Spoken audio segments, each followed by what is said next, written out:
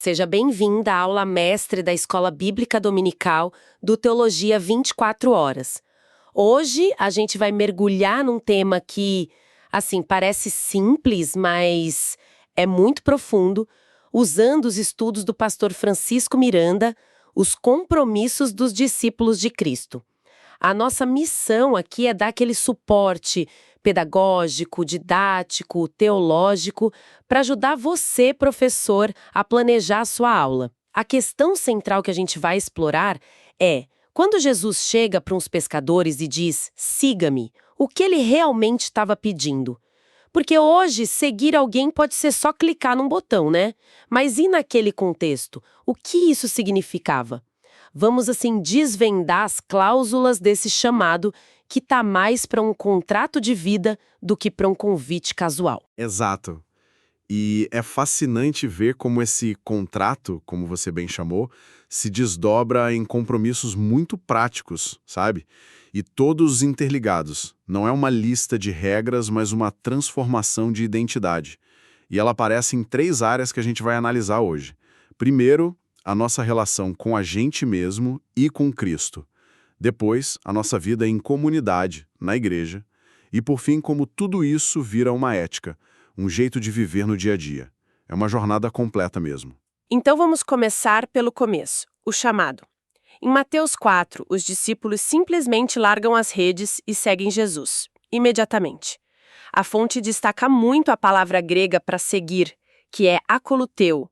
O que tem de tão especial nessa palavra? Porque ela é mais do que só andar atrás de alguém. Essa palavra, ela é o alicerce de tudo. Ela não tem nada de passivo. A imagem que a caloteio traz é de um soldado marchando tão perto do comandante que os passos são um só, sabe? Mesmo ritmo, mesma direção.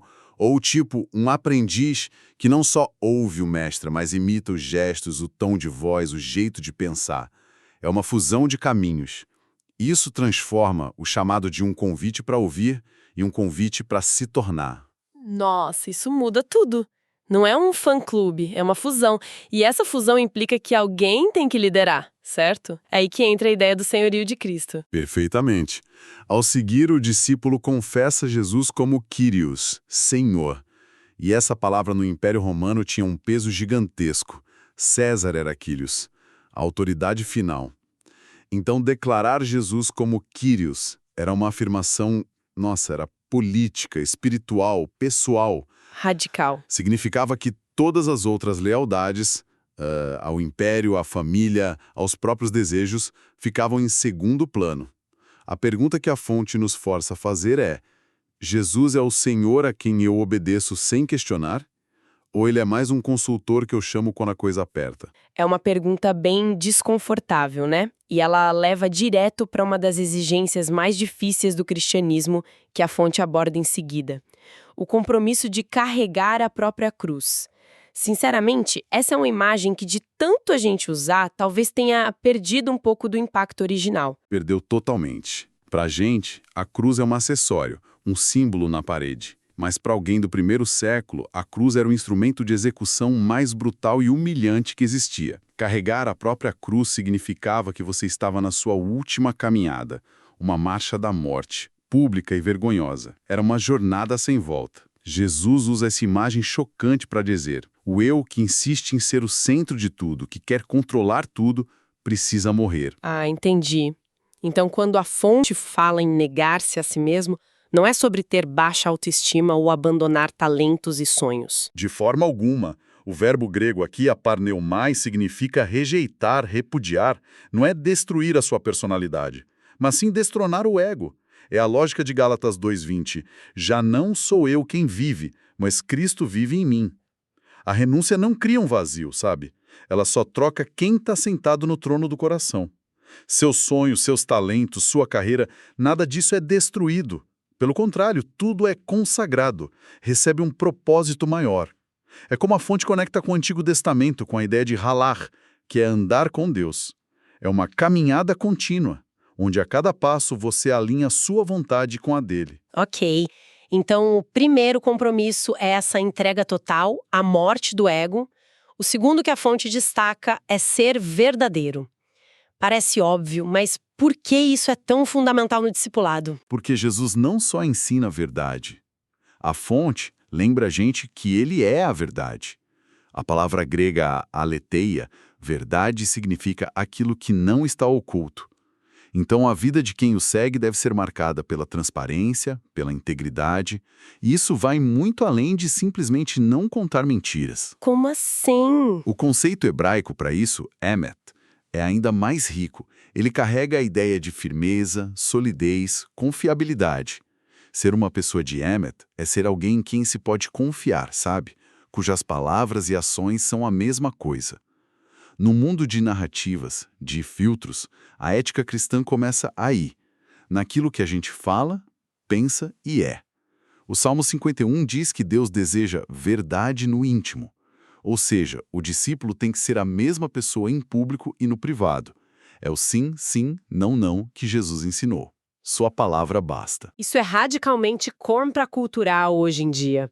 O que me leva ao terceiro compromisso desse bloco: a obediência. Jesus diz em João 14, se me amais, guardareis os meus mandamentos. Muitas vezes isso soa como uma condição, quase uma ameaça, do tipo, se você não obedecer, você não me ama. Essa é a ideia? É uma interpretação que a gente entende, mas que perde a beleza do original. A palavra grega para guardar, tério, é a mesma usada para um sentinela vigiando algo valioso ou alguém protegendo um tesouro. Não é seguir regras por medo, mas proteger algo precioso porque você ama aquilo. A obediência não é a condição para o amor, ela é a expressão do amor. É a linguagem prática da gratidão. Entendi. Então a obediência é a prova de que o amor é real, não só um sentimento. É como proteger um relacionamento. Exatamente isso. E não é um legalismo cego. No Antigo Testamento, a palavra hebraica para ouvir, chama, já tinha dentro dela a ideia de ouvir e obedecer. Era uma escuta que levava à ação. Portanto, a obediência se torna a evidência visível de um discipulado autêntico. Uma resposta de gratidão e amor. Isso fecha bem o ciclo do compromisso individual. Mas é possível viver tudo isso, essa obediência, essa verdade, essa renúncia, sozinho, trancado em casa? Ou essa jornada exige companhia? Essa é a questão central para onde a fonte nos leva agora. E a resposta é um sonoro não. A vida cristã não foi feita para ser uma jornada solo. A fonte usa uma analogia excelente. É como caminhar sobre 2 trilhos de trem. Um trilho é a devoção pessoal, a oração, o estudo. O outro trilho, tão essencial quanto, é a koinonia, a comunhão com a igreja. Se um dos trilhos falta, o trem da vida cristã, bom, ele descarrilha. E o que significa na prática esse compromisso com a igreja? É só ir aos cultos no domingo? É muito mais. A palavra grega para igreja, eclésia, significa a assembleia dos chamados para fora. É um grupo de pessoas tiradas do mundo com um propósito. E a imagem mais poderosa que Paulo usa é a do corpo, soma. Um corpo com muitos membros, diferentes olhos, mãos, pés, cada um com uma função, mas todos conectados, dependendo um do outro. Gosto dessa analogia. Ela desmonta completamente aquela ideia que é tão comum hoje de sou espiritual, mas não religioso, ou sirvo a Cristo, mas sem igreja. Exato. É como um rim decidir que é muito espiritual e que vai funcionar melhor sozinho, numa prateleira. Não vai dar certo, né? Ele precisa do coração bombeando sangue, dos pulmões, ele precisa do corpo para viver. Um membro isolado adoece e morre. Se comprometer com a igreja local é mergulhar nesse ecossistema. É participar do ensino, do encorajamento, do serviço. É uma escola de humildade onde a gente aprende a perdoar, a ter paciência. Ok, esse é o trilho comunitário. E o outro trilho, o da devoção pessoal? A fonte o conecta com uma prática que parece meio esquecida, o autoexame. Por que isso é tão crucial? Porque a nossa natureza, assim, tende a se justificar, a se enganar. É muito fácil a nossa fé virar só uma performance, sabe? Enquanto o coração se afasta de Deus. Por isso a Escritura manda a gente se examinar. A fonte menciona verbos como dokimazo, que é provar, testar, como se testa um metal para ver se é puro. Jesus também chama vigilância. Gregorel, que é a atitude de um vigia noturno, sempre atento. E como a gente faz isso sem cair numa espiral de culpa ou ansiedade? O modelo perfeito é o Salmo 139. Sonda-me, ó Deus, e conhece o meu coração, e vê se há em mim algum caminho mau. Repare que não é um exercício de autoflagelação, é um convite humilde para que Deus, com a luz dele, revele as áreas que precisam de ajuste. É uma busca por alinhamento, não por uma perfeição que a gente impõe a si mesmo. É perguntar, Senhor, onde o meu coração se desviou essa semana? É uma manutenção espiritual. E a ferramenta principal para essa revisão seria a palavra de Deus, que é o último ponto deste segmento, né? Precisamente. A fonte cita Tiago 1,22, que é muito direto. Sede cumpridores da palavra e não somente ouvintes. A palavra grega para cumpridores, poetai, é a raiz da nossa palavra poeta. Significa fazedores, praticantes. A ideia é que a palavra de Deus não é um texto para ser só analisado, mas uma realidade para ser vivida. Então, ler a Bíblia não é só para adquirir conhecimento teológico. De forma alguma. O ponto central que a fonte destaca é que Cristo é o centro das Escrituras. Então, ler a Bíblia é, no fundo, um encontro com o Senhor para a gente se submeter ao governo dele. É permitir que a Torá, a instrução de Deus, molde nosso caráter. Palavra sem obediência vira conhecimento que incha, que gera orgulho. Mas a palavra praticada, essa sim, gera transformação de vida. Ok, então temos os compromissos pessoais e os práticos com a comunidade e com a palavra. No fim, tudo isso tem que aparecer em algum lugar, né? É aqui que a gente vê se a coisa é de verdade, na ética do dia a dia. Exatamente. O Evangelho não é uma filosofia abstrata. Ele aterrissa na nossa vida. A vida do discípulo, matetes, que significa aprendiz, é orientada por um norte. Fazei tudo para a glória de Deus. Isso significa que a ética cristã não é improvisada. Ela está ancorada na palavra de Deus, que nos guia em como agir no trabalho, na família, com o dinheiro, em tudo. E Cristo é um modelo, o gabarito dessa ética. Perfeitamente. A fonte menciona a palavra grega hipogramos. Era um modelo de escrita que as crianças copiavam para aprender a caligrafia. Cristo deixou esse modelo para a gente seguir os passos dele. É a versão prática daquela ideia de halak, andar com Deus. Não é só sobre o que não fazer, mas sobre o que fazer. Um dos resultados práticos disso, que a fonte chama de resplandecer o mundo, sempre me intrigou. Jesus diz, vós sois a luz do mundo. Paulo nos chama de fosteres, luzeiros. A minha dúvida é, como ser luz sem ser, ofuscante, sem parecer arrogante ou santo demais? Essa é a grande arte do testemunho. E a resposta está na natureza da luz. A luz não grita com as trevas. Ela não briga. Ela simplesmente brilha. E a presença dela já expõe o que está ao redor. O nosso testemunho acontece muito mais pela coerência entre o que a gente crê e como a gente vive do que por discursos agressivos. Envolve, como diz a fonte, remir o tempo, exagorazo, que é aproveitar cada oportunidade com sabedoria, com gentileza, com integridade. Ah, então quando as pessoas veem nossas boas obras, isso não deveria nos glorificar, mas apontar para Deus. Exato. Quando a nossa vida é marcada pela honestidade, pela paciência no trânsito, pela generosidade, o Evangelho ganha credibilidade. As pessoas podem não concordar com a nossa teologia, mas elas não podem argumentar contra uma vida transformada pelo amor. A coerência é o argumento mais poderoso que existe. E isso nos leva ao último ponto, que parece ser o motor de toda essa ética. O compromisso com o bem, com o amor. Sim, mas é crucial entender que tipo de amor. A ética cristã é a ética do amor agape. Não é um amor baseado em sentimento ou atração.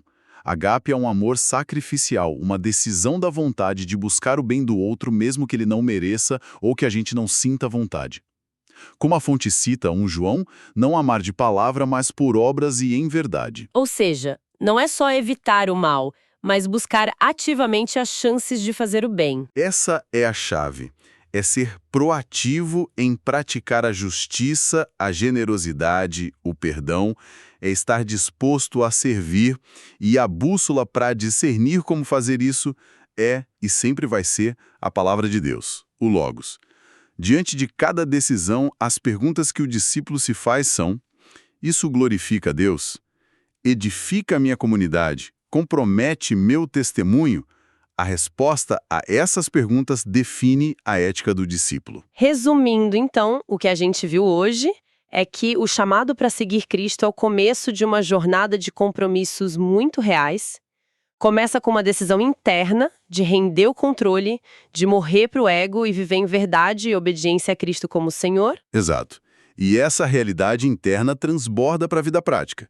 Ela aparece na comunhão ativa com a igreja, na disciplina do autoexame e na submissão à palavra de Deus como manual de transformação. E, por fim, tudo isso molda uma ética para o dia a dia. Uma forma de viver que brilha como luz no mundo, não por arrogância, mas por coerência, e que se expressa no amor ágape, o amor que age.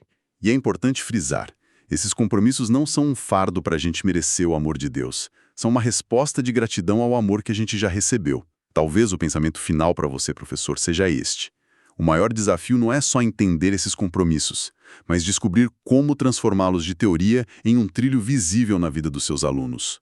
Como sua aula no próximo domingo pode não só informar sobre os compromissos, mas inspirar um único e pequeno passo prático em direção a um deles. Excelente reflexão para encerrarmos. Comente como esta aula mestre facilitou a preparação de sua aula e se você quiser aprofundar, acesse gratuitamente o teologia24horas.com.br. Teologia 24 Horas, um jeito inteligente de ensinar e aprender.